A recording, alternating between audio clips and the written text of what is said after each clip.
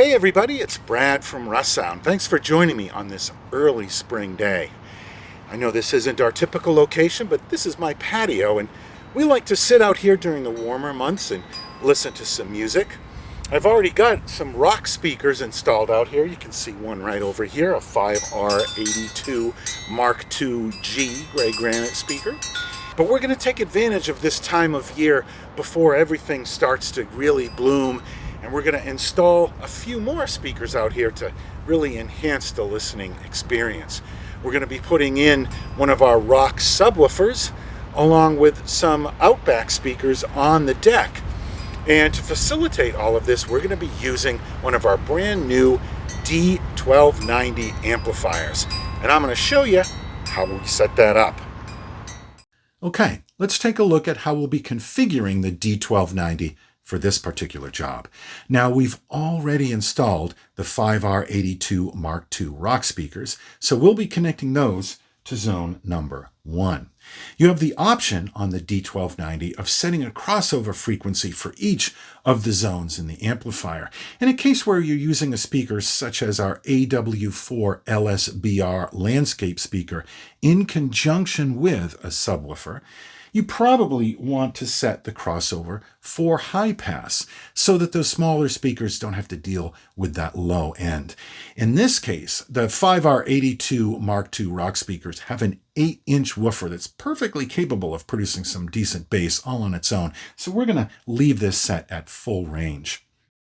Next, we're going to connect that rock subwoofer to zone number 2, and we're going to set the crossover for low pass, rolling off the high end and letting that subwoofer do what subwoofers do best, reproducing that terrific low end.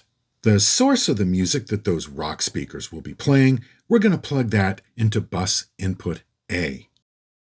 And then we're going to set both zones 1 and 2 to be listening to that input, bus input A, so they're both playing the same thing. Now, those 5B65 Mark II speakers that we installed out on the deck on the other side of the house, we're going to connect those to zone number 3, and we're going to set the crossover to full range. Now, I might potentially want to listen to something different on the deck than I do on the front patio. So what we're going to do is connect the source for those deck speakers to bus input B.